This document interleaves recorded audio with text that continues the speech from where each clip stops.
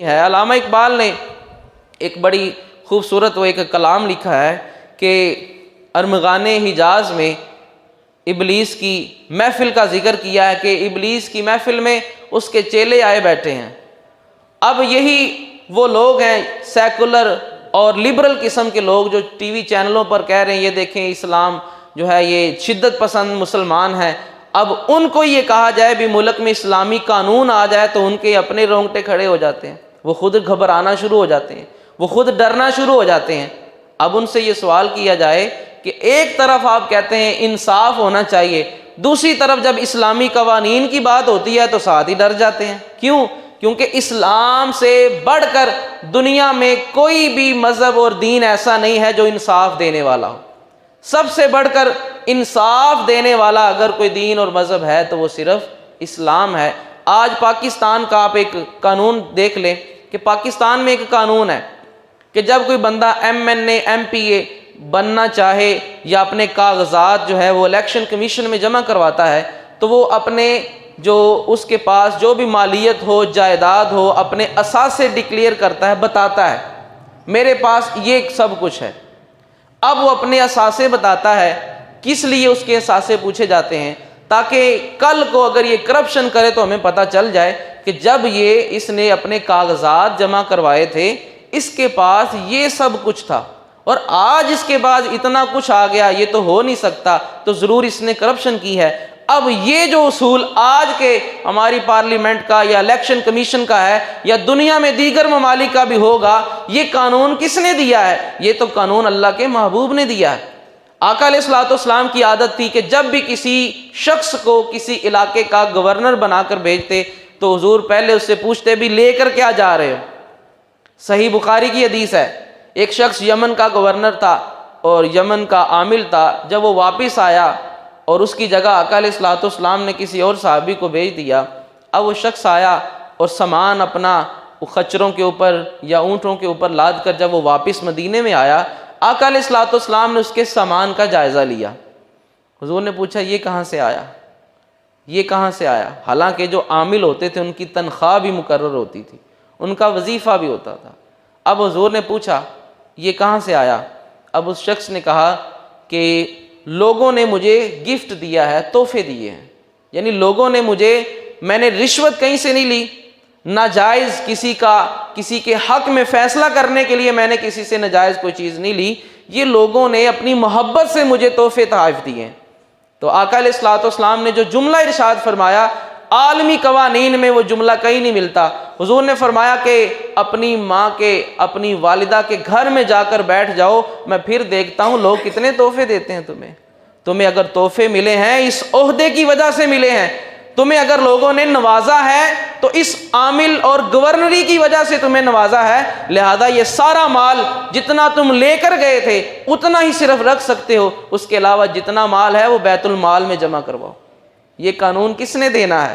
اور جب اسلامی قوانین جس ملک میں آ جائیں، اور آج ہمارے ملک کا سب سے بڑا مسئلہ یہ ہے کرپشن، غربت، اور جب غریبی آتی ہے تو پھر انسان کو مذہب بھی بھول جاتا ہے، پھر انسان کو حیا بھی بھول جاتی ہے، پھر انسان کو ساری غیرت اور سارے تقاضے وہ پیچھے رکھ دیتا ہے، کیونکہ پیٹ رب نے لگایا ہوا ہے۔ جب یہ پیٹ بھوکا ہو تو پھر انسان کو ہر چیز بھول جاتی ہے۔ تو ہمارے اوپر جو غربت مسلط کی گئی ہے ان حکمرانوں کے ذریعے سے، وہی غربت ہمیں ان کی غلامی سے اٹھنے نہیں دیتی۔ علامہ اقبال کہتے ہیں کہ ابلیس کی شورا بیٹھی ہوئی تھی تو وہاں پر اس نے یہ بات کہی، اپنے اشعار میں انہوں نے بیان کیا کہ عصر حاضر کے تقاضاؤں سے ہے لیکن یہ خوف، یعنی اپنی شورا سے کہا کہ جہاں پر یہ میرا چیلا آج کسی خاوند سے بیوی کو طلاق دلوا کر آیا ہے، یہ کہیں بے حیائی کروا کر آیا ہے، یہ کہیں پر چوری کروا کے آیا ہے، یہ کہیں پر قتل کروا کے آیا ہے، اب ان تقاضاؤں سے یہ کام تو تم نے بڑے اچھے کیے ہیں، یعنی برائی والے جتنے بھی کام تم کر کے آئے ہو یہ کام تو بڑے اچھے کیے ہیں، لیکن مجھے اس سے ایک ڈر بھی ہے، ہو نہ جائے آشکارا شرع پیغمبر کہیں، کہ اب چور نے چوری کی ہے لیکن اس کو معاشرے میں سزا نہیں مل رہی، تو ایک دن آئے گا لوگ کہیں گے یار وہ اسلام والا قانون اچھا ہے، اس کے ہاتھ کاٹو پھر ہی اس برائی سے بچ سکتے ہیں۔ یہ زنا کروا کے آیا ہے، اب کام تو میری نظر میں اس نے اچھا کیا ہے، لیکن مجھے یہ بھی ڈر ہے کہ کہیں لوگوں کو ہوش ہی نہ آ جائے اور وہ یہ نہ کہیں کہ زنا کی یہ جو سزا قرآن نے دی ہے لہٰذا اس سزا کو نافذ کرو تو پھر اس برائی سے بچ سکتے ہو۔ یہ چوری کروا کے آیا ہے، یہ ڈکیتی کروا کے آیا ہے، یہ قتل کروا کے آیا ہے، کام تو میری نظر میں بڑے اچھے میرے مقصد والے کیے ہیں، لیکن مجھے یہ بھی ڈر ہے کہ کہیں اس وجہ سے لوگوں کو پتہ نہ چل جائے کہ ہاں اگر ایک قانون ایسا ہے جو ان برائیوں سے ہمیں بچا سکتا ہے، جو معاشرے کو امن دے سکتا ہے، جو معاشرے کو سلامتی دے سکتا ہے، وہ دین کیا ہے؟ وہ دین محمد رسول اللہ صلی اللہ علیہ وسلم ہے۔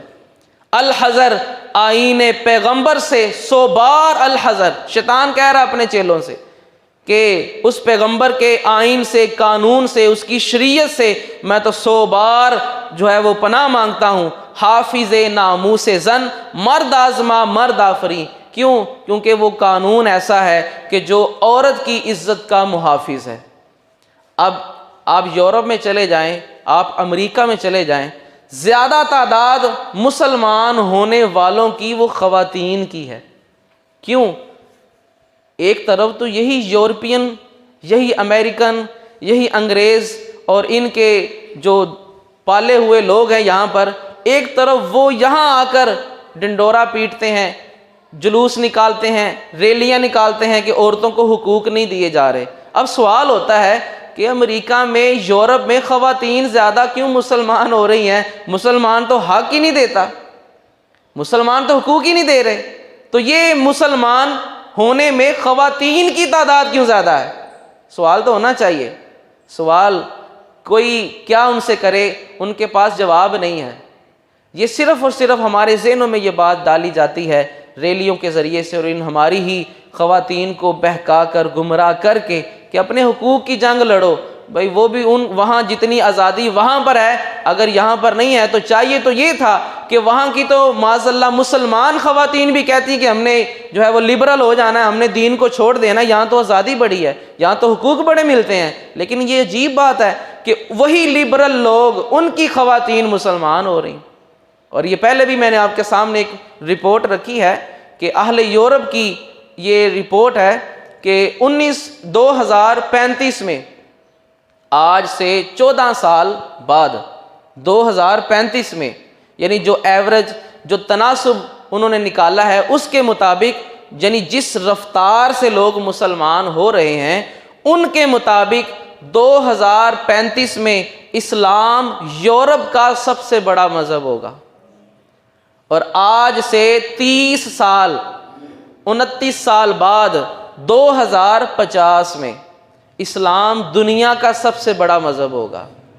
جہاں اتنے سال گزر گئے، ابھی یہ 30 سال صرف باقی ہیں، اسلام دنیا میں سب سے بڑا مذہب ہوگا۔ اب انہی تجزیہ نگاروں سے یہ پوچھا جائے کہ بھئی یہ کیا معاملہ ہے؟ تم تو میڈیا میں زور لگا لگا کے مر گئے ہو کہ یہ تو مسلمان ہی دہشت گرد ہیں، تم نے تو زور اتنا لگایا ہے کہ مسلمان جو ہے یہ خواتین پر بھی ظلم کرتے ہیں اور یہ آپس میں بھی ایک دوسرے کو گستاخ کافر کہہ کے مارتے رہتے ہیں، تم نے تو بڑا زور لگایا، لیکن خود ہی کہہ رہے ہو کہ مسلمان بڑھتے جا رہے ہیں۔ کیوں؟ وَالَّذِي أَرْسَلَ رَسُولَهُ بِالْهُدَى وَدِينِ الْحَقِّ، یہ قرآن کی دلیل اور قرآن میں رب کا فرمان ہے کہ میں نے محبوب کو دین ہی دین حق دیا ہے۔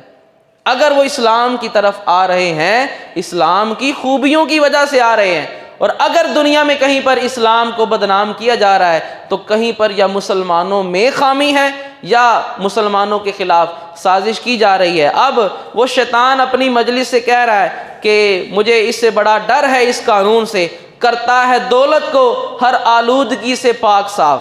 یعنی یہ دین ایسا ہے، یہ دولت کو ہر آلودگی سے پاک کرتا ہے، منعموں کو مال و دولت کا بناتا ہے امی۔ یہ تو دین ایسا ہے جس کے پاس پیسہ زیادہ آ جائے اسے کہتا ہے اپنے ہمسائے کا بھی دھیان کر۔ یہ تو دین ایسا ہے جس کے پاس دولت کی فراوانی ہے، اپنی ضرورت سے زیادہ ہے، یہ دین کہتا ہے صرف اپنے پاس نہیں رکھنا، اپنے جو ماتحت ہیں، غریب ہیں، محتاج ہیں، فقیر ہیں، مساکین ہیں، ان کا بھی خیال رکھنا ہے۔ مجھے اس دین سے بڑا ڈر ہے۔ اس سے بڑھ کر اور کیا فکر و عمل کا انقلاب۔ شیطان کہتا ہے کہ اس سے بڑھ کر فکر اور عمل کے لحاظ سے اس دنیا میں انقلاب کیا ہو سکتا ہے؟ بادشاہوں کی نہیں اللہ کی ہے یہ زمین۔ یہ تو دین کہتا ہے وقت کا حکمران جو بھی ہے، اگرچہ اس کے پاس بادشاہی ہے، اس کے پاس تخت بھی ہے، اس کے پاس فوج بھی ہے، لیکن حکم ملک پہ اس کا نہیں چلنا، ملک اللہ اور اس کے رسول کا ہے۔ ملک پہ حکم اگر چلے گا تو اللہ کا چلے گا۔ یہ سب سے بڑی طاقت ہے اسلام کے پاس، اور آج آپ سب کے سامنے ہے۔ ہماری خرابیاں کیا ہیں؟ اس ملک میں اللہ کا قانون نہیں ہے، سود یہاں پر عام ہے، نا انصافی یہاں پر عام ہے، جو اعلیٰ عہدے دار ہے، کسی منصب پر ہے، چھوٹے پر ظلم کرتا ہے، اگر ظلم کرے یہاں تو سی سی ٹی وی فوٹیج بھی آ جائیں، دلائل بھی آ جائیں، ثبوت بھی آ جائیں، گواہ بھی آ جائیں، تو اگلے دن وہ وکیل یا وہ جج ہی وہی مروا دیا جاتا ہے۔ یہاں تو حال یہ ہے، لیکن جہاں پر انصاف ہو، اور جو اس دین نے انصاف دیا ہے، اور اس کی مثالیں آپ سنتے رہتے ہیں، چشم عالم سے رہے پوشیدہ یہ آئین تو خوب۔ شیطان کہتا ہے کہ کاش دنیا سے یہ قانون پوشیدہ ہی رہے تو بڑی اچھی بات ہے، کسی کو اسلام کی خوبیاں نہ پتہ چل جائیں۔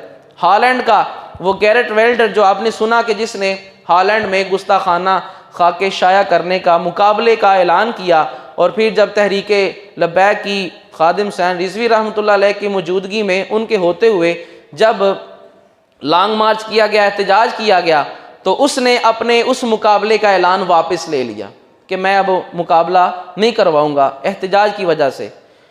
اب اسی پارلیمنٹ کا ایک بندہ ہے، ہالینڈ کی ہی اسی پارلیمنٹ کا ایک بندہ، اس کے ذہن میں خیال آیا کہ بھی اس کی تو بڑی مشہوری ہو گئی ہے دنیا میں، اور ہر ملک میں لوگ اس کو جانتے ہیں، حالانکہ کسی ایک علاقے کا ایم این ایم پی اے زیادہ سے زیادہ وہ حلقے والے جانتے ہیں، شہر والے جانتے ہیں۔ پورے ملک میں بھی کسی کی مشہوری تب ہی ہوتی ہے جب وہ کوئی وزیر بن جائے، ٹی وی پہ آنا شروع ہو جائے، پھر ہمیں پتہ چلتا ہے یہ فلاں وزیر ہے، یہ فلاں جگہ کا ہے۔ اور ورنہ دنیا میں کسی ایم پی ایم این اے، یہاں کے کسی ایم پی ایم این اے کا نام دنیا میں گونج رہا ہو، یہ نہیں ہوتا۔ لیکن وہ ہالینڈ کی امبیسی، وہاں کی پارلیمنٹ کا وہ ایک شخص ہے، اور اس کی پوری دنیا میں دھوم مچی ہے۔ کیوں مچی ہے؟ دنیا میں کیوں لوگ اس سے واقف ہو گئے؟ کہ اس نے ساری دنیا کے مسلمانوں کے جذبات سے کھیلنے کی کوشش کی۔ اب اسی پارلیمنٹ کا ایک بندہ، اس نے بھی کہا کہ میں بھی اسلام کے خلاف لکھوں گا، میں بھی اسلام کے خلاف باتیں کرتا ہوں، اس سے کافی مشہوری مل جاتی ہے، اس سے لوگ جاننا شروع ہو جاتے ہیں۔ لیکن جب جس اسلام پہ اعتراض کرنا تھا اس کو پڑھنا بھی تو ضروری تھا۔ میں کچھ پڑھوں گا، کیڑے نکالوں گا، اعتراض نکالوں گا، تو لوگوں کے سامنے رکھوں گا، بھئی یہاں پر یہ ہے، یہاں پر یہ دیکھو یہ کیا کہہ دیا، یہ دیکھو قرآن کی آیت اس میں کیا لکھا ہے۔ جب اس نے اسلام کو اعتراض کے لیے، تنقید کے لیے اور اسلام کو بدنام کرنے کے لیے پڑھنا شروع کیا، الحمدللہ وہ بندہ آج مسلمان ہے۔ ہالینڈ کی پارلیمنٹ کا وہی شخص، کیوں؟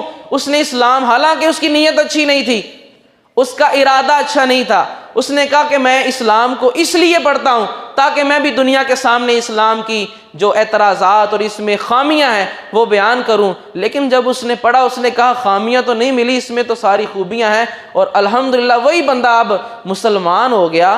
تو بات یہ ہے، اگر غیر مسلم غلط ارادے سے اس قرآن کو، اس دین کو پڑھ کے اللہ اسے ہدایت دے سکتا ہے، جو پیدائشی مسلمان ہیں وہ کیوں ہدایت نہیں لیتے؟ جن کو رب تعالیٰ نے پیدائشی مسلمان بنایا ہے، جن کے سامنے صبح کے درس بھی ہوتے ہیں، جن کے سامنے جمعے کی تقریریں بھی ہوتی ہیں، جن کے سامنے جلسے جلوس، 12 ربیع الاول، 10 محرم، ساری چیزیں جن کے سامنے ہیں، لیکن ان کے پاس وہ دین آج تک نہیں آیا۔ کیوں؟ کیونکہ ہم دین پر عمل کرنا نہیں چاہتے، ہمیں دین کی خوبیاں نہیں معلوم، ہم دین کو سمجھنا نہیں چاہتے۔ ابھی بھی مجھ سے جو ہے وہ ایک چیز کہی گئی کہ آپ عوام کو کہیں کہ بر وقت جو ہے وہ آیا کرے، اور سب جو ہے وہ آ کر خطاب سنا کریں، اور اتنی دور سے آپ آتے ہیں تو آ کر ان کے سامنے خطاب کرتے ہیں، اکثر لوگ جو ہے وہ آخر میں آنا شروع ہوتے ہیں۔ تو بات یہ ہے کہ جس کے نصیب میں جتنا ہے اس کو اتنا ملنا ہے، اور اس کو اتنا ہی ملنا ہے جتنا وہ چاہتا ہے۔ یہ کیسے ہو سکتا ہے؟ ایک بندہ صرف نماز پڑھنے کی غرض سے، ٹھیک ہے میں جمعے میں اب اذان آخری جو ہے وہ شروع ہو گئی ہے اسپیکر میں، اب لہذا اذان کے فوراً بعد خطبہ ہوگا، اب میں اتنی دیر میں مسجد میں پہنچ جاؤں گا، نماز کے ساتھ شامل ہو جاؤں گا۔ جس کی نیت نماز کی ہے اس کو نماز تو مل جاتی ہے، لیکن جو پہلے آتا ہے، اور الحمدللہ کافی بزرگ ایسے ہیں وہ مجھ سے بھی پہلے آئے ہوتے ہیں، اور میں انشاءاللہ کوشش کرتا بھی ہوں اور مزید کروں گا بھی کہ میں بر وقت میں بھی جو ہے مزید جلدی آ کر جو ہے اگر وہ اس غرض سے آئے ہوئے ہیں کچھ لینے کے لیے تو انشاءاللہ ان کے سامنے بیان کرنے کے لیے میں بھی مزید کوشش کروں گا کہ مزید وقت نکال لوں تاکہ مزید جلدی آ کر خطاب شروع ہو جائے۔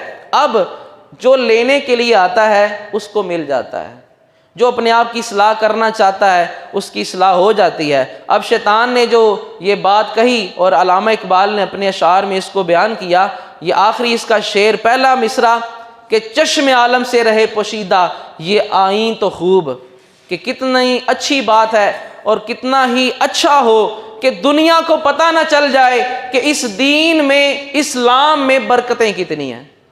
اور جو اگلی بات ہے وہ ہم سب کے لیے ہے کہ یہ غنیمت ہے۔ شیطان کیا کہہ رہا ہے کہ یہ غنیمت ہے کہ خود مومن ہے محروم یقین۔ کہتا ہے مزے کی بات تو یہ ہے کہ میں کہتا ہوں دنیا کو نہ پتہ چل جائے، یہ تو مومن ہے، اس کو ہی نہیں پتہ اس اسلام کی عظمت کیا ہے۔ یہ بڑی غنیمت کی بات ہے کہ اس کلمہ پڑھنے والے کو ہی نہیں پتہ کہ اس دین میں رکھا کیا ہے۔ جو باہر جو اسلام قبول ہی نہیں کیا، جن کو ابھی پتہ ہی نہیں ہے اسلام ہے کیا، ان کی تو بات اپنی جگہ، یہ جو کلمہ پڑھنے والے ہیں ان کو آج تک خود معلوم نہیں ہو سکا کہ اسلام میں ہے کیا۔ یہ رونا دھوئیں گے، روئیں گے اور آپس میں گلے شکوے کریں گے، غربت بڑی ہو گئی، مہنگائی بڑی ہو گئی، لیکن ان کو یہی نہیں پتہ کہ ہر مسئلے کا حل اللہ نے اسلام میں رکھا ہے۔ آج اگر اسلامی قانون ہو، وقت کا حکمران بھی صحیح معنوں میں مسلمان ہو، مومن ہو، شریعت کے اصول چل رہے ہوں، تو بتائیں دو نمبری ہوگی کہیں؟ جب اسلام کے مطابق سزا ملے گی، جب اسلام کے مطابق نیک اور متقی شخص اور با اعتماد شخص، ایماندار شخص کسی عہدے پر اس کو رکھا جائے گا تو کیا اس عہدے پہ یا وہاں اس کے ماتحتوں میں کوئی دو نمبری ہوگی؟ لیکن یہاں تو حال یہ ہے جو میرٹ والے ہیں، جو محنتیں جنہوں نے کی ہوئی ہیں، وہ بیچارے سڑکوں پر دھکے کھا رہے ہیں، اور جنہوں نے 4 پیسے لگا دیے وہ اعلیٰ عہدوں پر بیٹھے ہیں۔ یہ حقیقت ہے ہمارے معاشرے کی، اور اس پر بھی ہم آواز نہیں اٹھاتے یا اپنا حق نہیں ادا کرتے۔ اور ہم بھی ماشاءاللہ ویسے لوگ ہیں، ہم نے بھی اسی کو ووٹ دینا ہے، اسی کو ہم نے ترجیح دینی ہے کہ کل کو اگر یہ اس عہدے پر پہنچ گیا تو یہ میرے کم از کم کام آئے گا۔ ہاں ساری دنیا کو یہ لوٹ کر کھا جائے، میرے ساتھ یہ 2 نمبری نہیں کرے گا۔ ہم نے تو صرف جب اس چیز کو دیکھنا ہے، ہم نے یہ دیکھنا ہی نہیں ہے کہ آیا یہ شخص جو آج اتنی کرپشن کر رہا ہے، ووٹ لینے کے لیے پیسے دیے جا رہے ہیں، لالچیں دی جا رہی ہیں، تو ظاہری بات ہے یہ جو پیسے آج ہمیں دے رہا ہے کل کو اس نے ہم سے لینے بھی تو ہیں۔ یہ کون سا اتنا سخی ہے؟ اگر اتنا ہی سخی ہوتا تو بغیر الیکشن کے لوگوں کو دیتا۔ یہ سخی نہیں ہے، یہ کل کے لیے اپنی تیاری کر رہا ہے، یہ کاروبار ہے، یہ انویسٹ کر رہے ہیں، یہ پیسے آج لگا رہے ہیں، یہ بزنس ہے ان کا، اور ہم بھی اس بزنس میں شامل ہیں، تو ہمیں بھی رونے کا کوئی حق حاصل نہیں ہے۔ جب ہم خود اس جرم میں شامل ہیں تو اللہ